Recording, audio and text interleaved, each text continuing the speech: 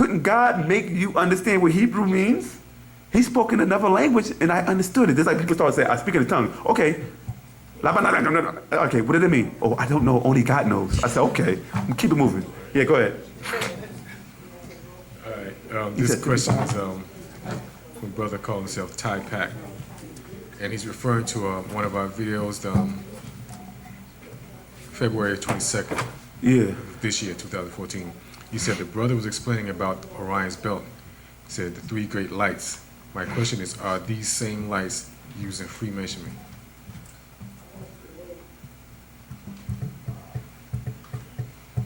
Is he a Mason? He doesn't say. He said, if these 3 great lights are Mason, how would you know about? He might, because I'll finish the rest of the question. He said, are these the same lights used in Freemasonry that is situated in? He might be a. If he's first of all, he's a book reader. A real Mason wouldn't even ask that question over the public forum like that. You hear me? Because it's supposed to be a secret, sacred society. That's like me asking the master, tell me the secret to the universe, and I want you to tell it to Lil Wayne. You hear me? On the internet. On the internet. So this guy's not a Mason. If he was a real Mason, they'd probably jump in his case for even asking a question like that. If he really wants to know the answer to that question, join the lodge. Because that's the only way you're going to get the answer to that question. If you don't like it, then I'm sorry. All right. Ask the white man. He has another question. He said he wants to know, I don't know what he means by it. He said, why is it that nationality is pushed on us or put on us? That's all, that's it? Yeah. He said, what? Repeat it one more time. Why is it that nationality is pushed or put on us? Like, what nationality are you? Oh, because what happened is this. There's a book called Set the Record Straight, right? That our master teacher, Pt.3, wrote, right? Where he was breaking down about the Moorish records and also ancient time of the Olmecs and Nubians, right? Okay. Is that when you're dealing with nationality, right? It always goes back to a man. When you read that book, Papa's breaking down all the different nations in the world and how these are not real nations, these are false nations, right? Europe, Britain, Spain, when you do research and go by the name, what they call, it always go back to mythology. The only real nation that comes out of the Caucasian race is the Irish, because they're traced back to a man. And when that man who started your tribe, or you know what I'm saying, will be known as his nation. Just like when they say Abraham shall become a father of what? Many nations. So the Israelite nation came out of Abraham. The Ishmaelite nation came out of Abraham because it all goes back to a man. When you deal with Wu-nuwaupu or Wu-nuwaupians, Wu-nuwaup, which is translated into English as Wu-nuwaupians, it goes back to a being called Nabab or Nabu, who is the son of Enki and Dankina, if I'm not mistaken. You feel me? Okay. But the title Nuban goes back, and the word Nuban means those before the light. You know what I'm saying? Before we were created, right? We existed as conscious gas in triple states of darkness, what you call dark matter. Okay. You know what I'm saying? That traces back to a event or to a man, to our creation. You know what I'm saying? So what happened is the reason why nationality is being pushed, right, is to keep separation. Because if I take, like, the way your features is, right, where were you born at? I was born in Belize, Central Okay, but everybody in Belize look like your complexion, do they? Yeah. Exactly. So when they push Belize, they show you a light-skinned person. What makes them Belize? That's just the name of the country. That's the landmass. True. That's not a nationality. Puerto Rican is not a nationality. It's the name of the island. Nigeria is not a nationality. It's the name of the island. They have created so many different countries with names now, right? After they've been colonialized, they said, well, you're a nation now. You know what I'm saying? But who's your head of state? What's your culture? You know what I'm saying? Yeah. Who's your God? Where do you come from? How old are you? You feel me? These are questions that they never ask nobody, because when you deal with colonialism, it doesn't matter. You're under our rule. So we'll create nations within nations, right? And we'll keep these Negroids separate, because people will be running up there saying, well, I'm part Cherokee and I'm no Irish, and I'm German, and I'm black, and I got white people in me. So basically you're saying you're black and white. Because what color are Germans? Pale. What color Irish? Pale. What color Indians? A British brown, sometimes pale, sometimes brown, right? Right. So here's the question. You wouldn't even know what type of Caucasian it is until they open their mouth. Oh, he must be from Germany because he's speaking German. Or he must be from Britain because he speaks British. You hear me? But you wouldn't know these guys were from the area until they open their mouth, so you still see the white man. Yeah, it's true. You hear me? Same thing with the Jews. You still see the white man. So what nationality are they? Now, when you see certain type of species of Africans, Asians, East Indians, you see a difference, right? Right. And some of those come from different nations. Because the Wolof Empire is totally different than the Ghanaian Empire. And the Mali Empire is totally different than the Songhai Empire. And the Zulu Empire, or the Kingdom of the Zulus, or the Nubian Empire, or the Egyptian Empire. But they had different features. You know what I'm saying? And they have nationality only dealing with how far their tribes go back. You feel me? And who they were linked to. But what happened is when you have colonialism take over it, now Egyptian has became a nation, but that's just the name of the area. Egyptian ain't really a tribal name. It's just the name of the country. Okay. It's not even our name anyway. It was called Tamaray or Kemet or Nuwapia or Nubia before the Caucasian actually changed the name to it. Okay. Because the Egyptian is the Greek word for Egyptos, which means people burn faces, and their faces were getting burned when they would come into Egypt in that high climate. Some was burning them red, you hear me? Right. So the nationality deals with the person. If you read Set the Record Straight, it breaks it down about nations. Okay. He has another question. He wants to know, he says, why do they still use Islam as a religion, yet break it down like I, self, Lord and Master? See, I like the sound of it, but he wants the truth of it. He said, why do they what? He said, why do they still use Islam as the religion, yet break it down like I, self, Lord and Master? That's a good one.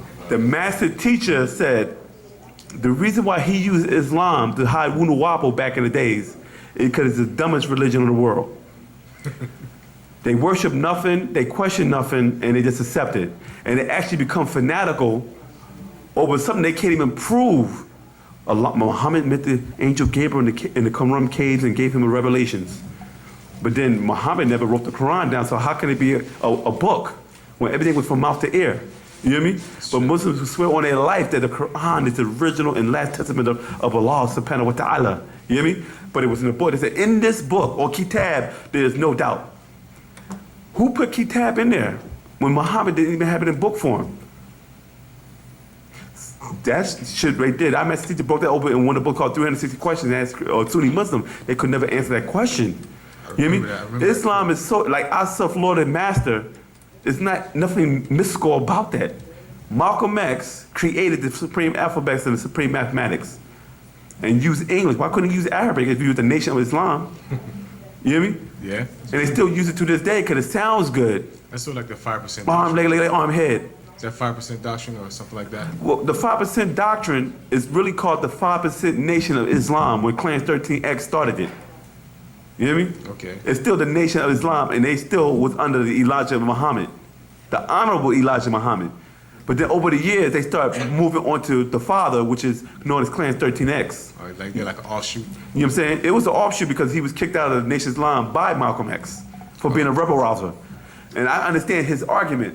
Why should I worship a white man that you call Master Farad Muhammad in the person of Allah when I'm supposed to be Allah? Or you can't be Allah, but if I'm God, owner, making cream of the planet Earth, and you translate the word God into Arabic as Allah, then am I not Allah?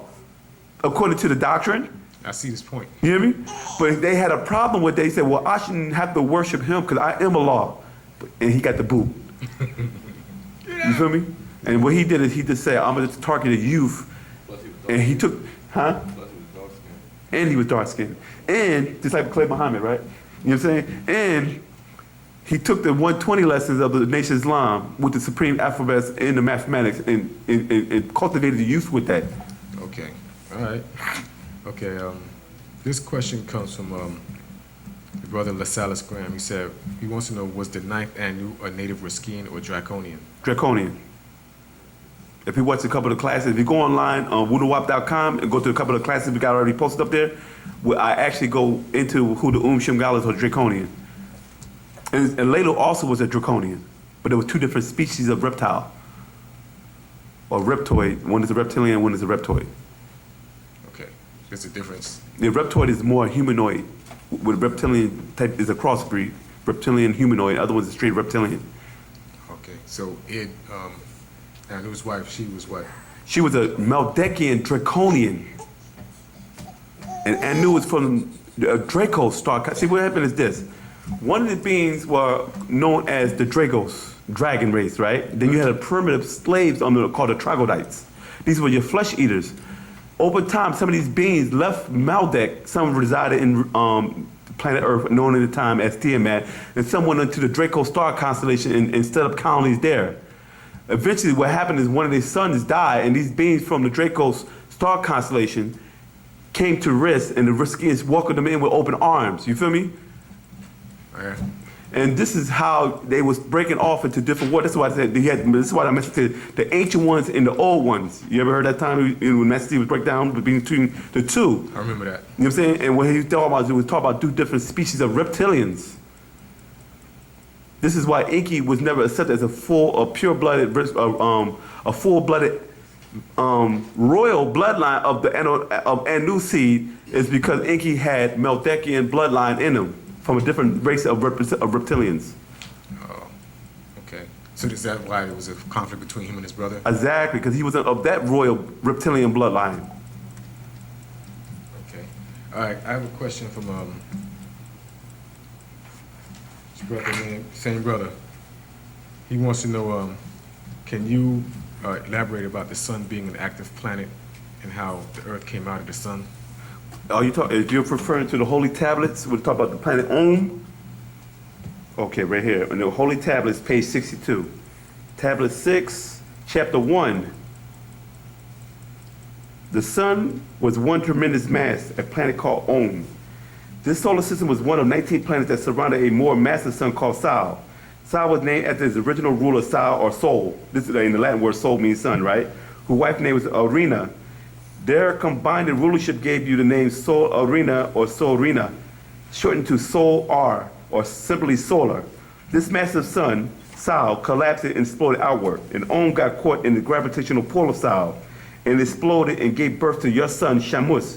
All 19 of the planets were hurled off into space and exploded to create 19 galaxies in space and beyond. Galaxies are recorded as population 1, population 2, population 3, population 4, and on. Population 1 galaxy are based on their age, are from 100,000 of years old to 25 billion years old. Population 2 is from 25 billion years old to 100 billion years old. And population 3 is from 1 trillion to 25 trillion. Population 4 is from 25 trillion to 100 trillion and on. So this is how it came about. Okay. So what happened is when the supernova exploded, the fragments that came from that planet or that sun was hurled out at super speed rate. And what happened is, like our master teacher said before, right? I remember before this down in 97. You saw many classes the master teacher broke down. The only time I remember is the question, you hear me? Is that when this sun exploded, the debris from each one was hurled out into space. It's like you got something explode, but they all don't land.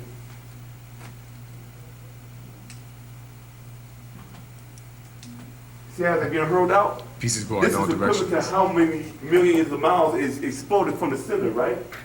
And what happened is the master teacher said they all was being hurled. They was heated up. But what happened is the one that stopped here could be equipped to 100,000 years, right? It might have took 40 million years for this one to stop as it's still traveling. By this time, this one is actually evolving. Plant life growth on to evolve into, we get to where we at now, into technology. Because this one can still hurl by the time this stops, then they start life. You feel me? And what happened, which I don't understand, is that when you're dealing with fragments, these planets were like this. Some could be like this, some could be like this, or some could be perfect spheres, right? But what happened is when you're dealing with gravity of it spinning on its axis, right? It causes, from centrifugal forces, it causes atmospheres to go on here that's being transported here with the waters, right? Like the waters that you see on Earth is covering the rock. Because we got to remember the planet Earth was split in half. So it was like an oval type shape because it's covered by water and it's contained within the sphere. The planet Earth is given a circular, perfect circular image But if you were to remove the water in the atmosphere, it would just be a big giant rock. We are standing on a rock. You feel me? It's in an oval shape. It's not even a perfect circle. You feel me? So this is what happens when big, massive suns explode. And when they break off into millions of pieces, these pieces are hurled off in deep space. And wherever it slows at, it creates galaxies. Because galaxies consist of what? Constellations, suns, and stars. Some of these fragments turn into stars or suns. You hear me? And some of them turn into planetary bodies that revolve around these certain suns. And this is how it was created. Can the camera pick up that? If I'm not mistaken? Well, you guys will take care of that later. See what you say? Okay, I got you. Any other questions? And with that, I'd like to pass the class over to my brother, Sir Mitut Sihiteb Kawut. Okay, Hattab. I was pulling up some things real quick. You might want to take this down too. But the sister asking the question as far as the chanting and not feeling like you're being heard, and kind of getting to the point of asking the question like, so why do we chant? You know, when it came down to prayer, one of the things our master teacher explained to us first, just like my brother was explaining, the master said that with our ancestors' way, as far as prayer and communication, we said prayer is communication. So when we were talking about prayer through the schools of religion, we were always taught that we're supposed to pray and that we're praying outwardly like this, right? But our master teacher explained to us, the reality is what our ancestors have always done, being that you are connected to that which is the source that you come from. The reality is you wouldn't be praying this way, but rather you would be praying this way, because you're praying to that which is already existing. You know that you exist because those who came before you existed. So he said the first point of your knowledge is the fact that you exist and you can touch yourself. You know that that's a fact, right? And then you have to accept the next fact that says that if you exist, that means those that came before you also existed. With religion, they expect for us to step off and then have a leap of faith to somebody who we don't even have any record of actually existing.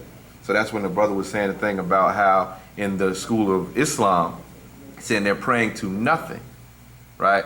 Because they actually have faith in something that has no confirmation of its existence other than just the religion itself. You follow? So what I did was I went and I pulled up a couple of different passages within Pt.3 and actual fact, so we can address the whole chanting and what it's for, insofar as far as that. Can I ask this one question? Go ahead. So you're praying, like, you know, you're praying to yourself? Is that what you're saying? Remember, whenever we start with our anthem, right? What does the anthem say? I am in all and all is in Right. me. So you are a part of that which is, like all expanded, you already are a part of all, correct? So therefore you are a part of that which has always existed. You have always existed, Okay. right? You've manifested in this point in time, like the master teacher explained, inside of the holy tablets. In the beginning was the word. Said that word was existence. That came before creation. As Nuwaupians, we understand that creation actually means to grow or growth, right? Through religion, we see creation as poof, blind faith, right? But let's jump into this real quick. It explains here inside of Pt.3, our tones, wavelength A, verse 33 says, the reason for the chanting is for you to be or to get back on the right notes with Taba al-Taba, natural nature, and also to become a clean you, inside out and outside in. So then first it goes to explain, here we are, we have our chanting within our tones, within our language, and the purpose of it is to get us back to our natural nature. Why is that important? Okay, when we go to actual fact, the mind's eye, Pt.3, the mind's eye, right? If you go to, let's see, we can go to remember when the brother was explaining how, like, your visualization that you were talking about, right? You can visualize a thing, but you can have beings who, because you want to see a particular thing, these beings can actually utilize that, and then it can be a deception involved, right? Okay, so do you have Pastor Right, the mind's eye? No. Okay, you definitely want to be able to, so you can refer back to what we're looking at here, right? It says in verse 83, it says, many wish to use your flesh to please their own emotions. Loss. 84, it can be deception or guidance. 85, yet they don't come from out of this dimension. They are here, many trapped here by their lust of this world. So the master explained, like, our desires and things, that attraction is just like magnetic.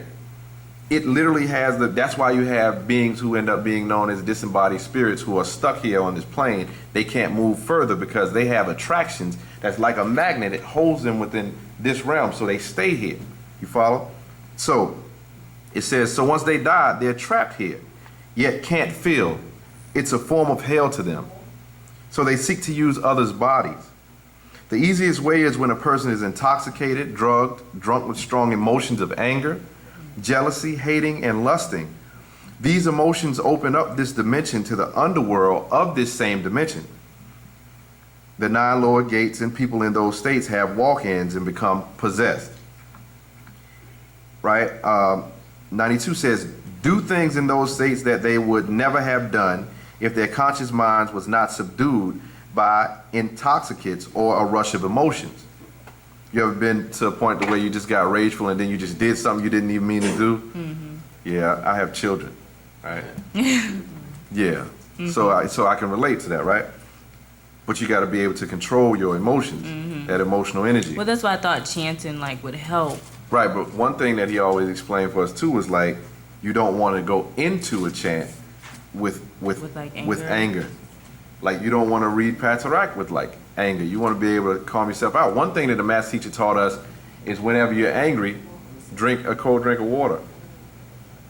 Whenever you get angry, drink a cold drink of water. Okay. Like, literally, chill out. You know what I'm saying? Literally. Yeah. Right? Okay. All right, so it says in verse 93, another is outside persuasion. We were just talking about this with an elder earlier today. Another is outside persuasion, as in to join a group, or like a uniform, a military or police force, law enforcement, and you're persuaded to kill for them. So you can come under this effect, sleep or awake, and you can lose self-control by persuasion or possession. So you're talking about forces that can actually persuade you outwardly. You know, it was called peer pressure when we was in school, and peer pressure exists even when you're out of school, right? And then you have beings that can actually utilize you if you open yourself up to them as well. That's why when people talk about alcohol, what do they call alcohol inside a liquor store? Spirits, right? They call it liquid courage all of a sudden. Now you act different because you got this in you. It literally changed your behavior. It's giving you new attributes, right? Okay. All right, it's all affecting your inner beings by forces other than yourself. This is why Wu-nuwaupu teaches you to know your own voice, your own tone from those of your ancestors, to prevent whisperers from whispering to you suggestions. Things you would never have done, you did because of these emotions of suggestions from the 27 spirits inside or evil people outside who use others to do their evils like governments. That's down to verse 97 now. So that was verse 33? That was verses 84 or 83 through 97, right? Now, many people ask the question next about if I have the ability to have relatives or other beings who are either good for me or negative, how do I know the difference? What's the point, right? Because a lot of times that's the next question, right? When you go inside of the same book, Pt.3, the mind's eye, over to verse 109, starting at 109, it says, your good Nasabu or relatives and Salafu ancestors only wish to help you. That is the voice that says, don't go. Don't do this or that. Stay away from him or her. Then physical desires take over your divine being, and you submit to your pleasures. Or you're stronger willed and say, no, I pass, not me. That is our inner powers at work. yet it all originates right here or within you. Some people look outside only, or at other worlds they read about or made up, taught by the very evil ones who teach all lies by their religions. There is no power greater than you, for all things move about you, because you are the center of your universe, and because of your connection to the sun, if you no longer existed on the planet, all the planets would be pulled into the sun and cause a star holocaust due to the balancement you bring to the solar system. All else is unrealistic, unfounded, and that is unreasonable, a result of ignorance and religious superstitions, or he says superstitions, or superstitions found in their Bibles and Qurans on spookism, right? So here he explains there's no greater power than you. So when you're saying you're not being heard, there's no greater power than you, right? Now, why did our ancestors actually utilize that chanting? We know that our ancestors are the original scientists. Science means to know. Our ancestors knew when they were chanting what they were doing with it. You follow? And like now you have these quote unquote new age people who start talking about the positive thinking and everything else. Our master teacher has always been teaching us that when we do these things, we need to be doing it in positive thinking and everything else, because how powerful you are. You have the ability to make what happens to you going down the line be negative or positive. And that's what he explained to us, the difference between faith and fate. You control your fate. But with religion, we're blinded and we only want to have a blind faith, right? So inside of the actual fact is Egyptian ontology and mythology, right? When you go to verse 113, it explains our reasoning behind our chanting. It says, well, let's go back to verse 112, 111. Say, you all try so very hard to affect other people in some way. If they disagree with you or what you have to offer, does that make you or them evil? Not at all. That's merely an event created out of itself. And as thoughts and ideas exist purely on a spiritual abode from mental to mind, which becomes mine, M-I-N-E, or my thoughts or thinking, it's open to other spirit forces that may come in on that vibration and take control of the situation to cause conflict. Feeding the forces, that's because of the number 3, or the third person or being. Influence, that which exists as indelible association. Indelible means permanent, there's no way around it, right? Between cause and effect, which as a single force can have effect of the two. So in verse 113, to bring this point home, right? It says, also this can be an action, emotion, and event. So, through namus, prayer, and ranum, chanting, you can channel and direct positive thinking, which can affect the outcome on both the spiritual and physical abodes. Again, a single action or third action affecting the outcome of 2 other causes change the cause of future events.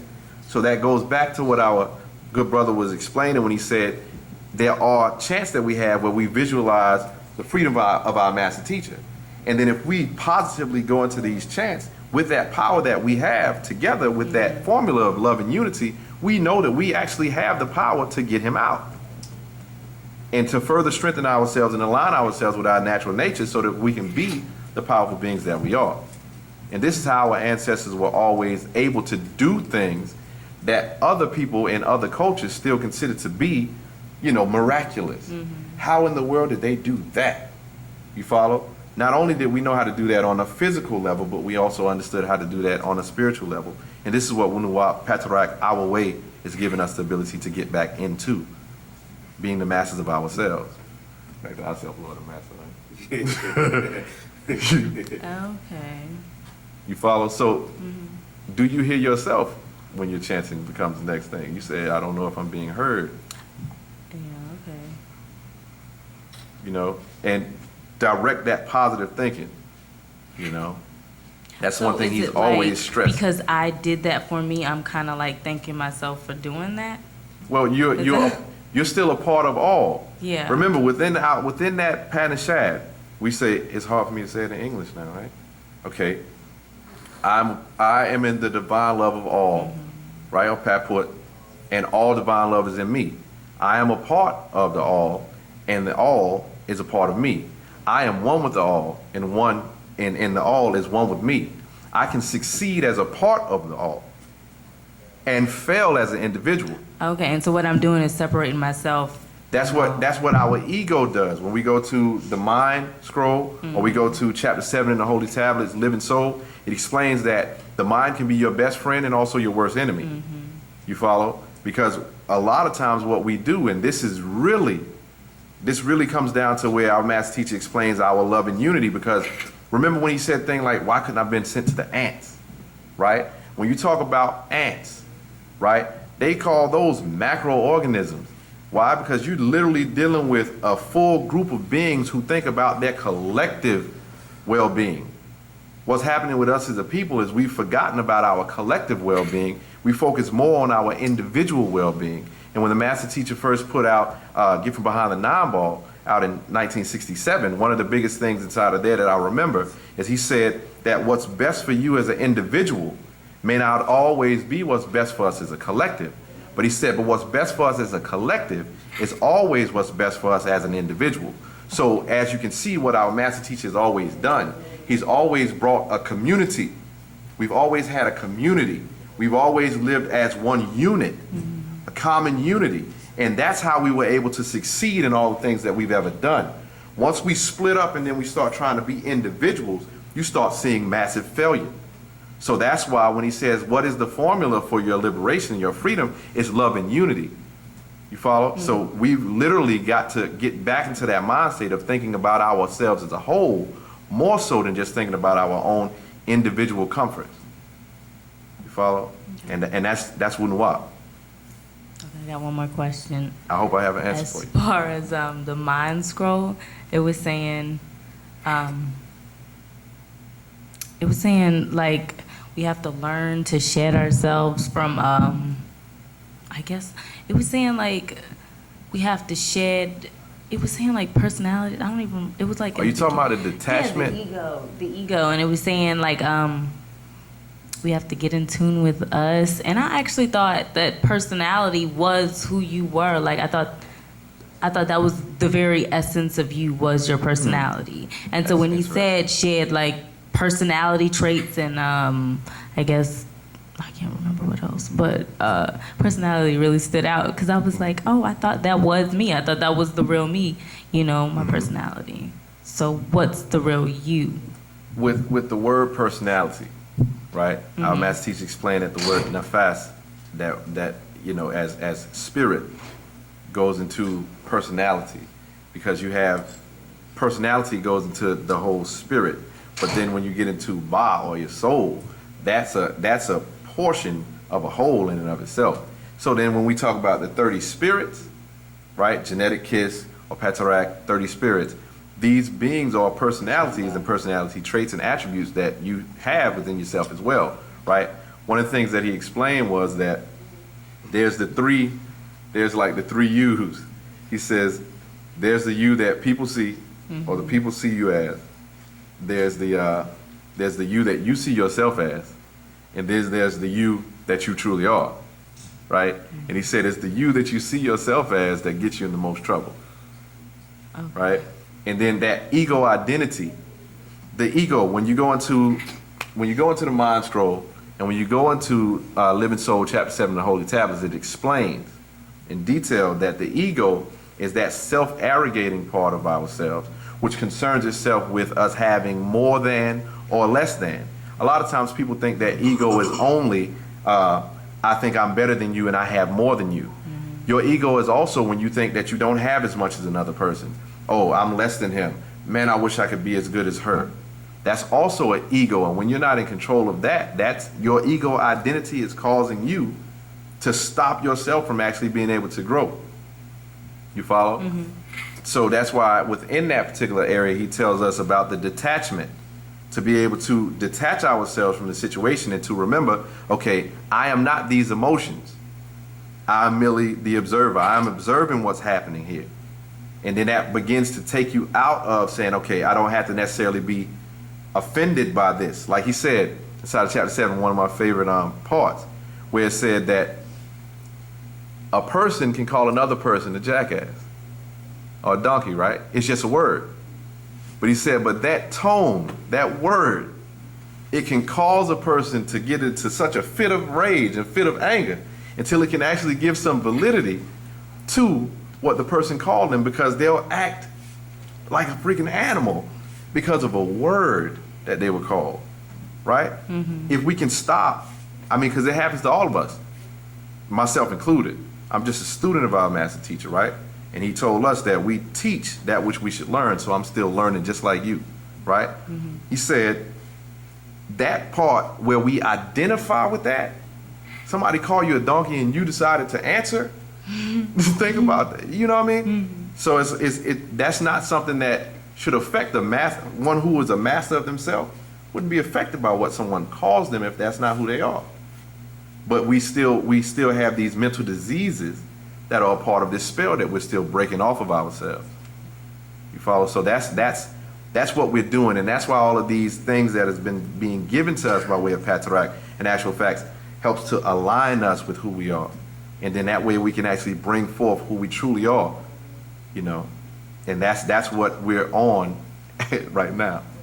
Okay. So yeah, don't stop. Just like meditation, you don't get meditation your first time. Yeah. Yeah, that's a practice. It's a discipline. You see what I'm saying? Yeah. That's one of the things that he's explained. All these other cultures that have what you call disciplines, like your Tai Chi's and your Kung Fu's and all of this other stuff, these people have a discipline to be able to discipline their physical body. So what happens is they're able to discipline their physical body by letting their mind win over their body. A lot of times we let our pleasures win over our mind. You see? So if we're letting our pleasures win out, then we're not actually being the mental beings that we actually are. We're not even thinking. Like you said, you're out of your mind. You don't even know how you thought. So this Pt.3, this is the way we think.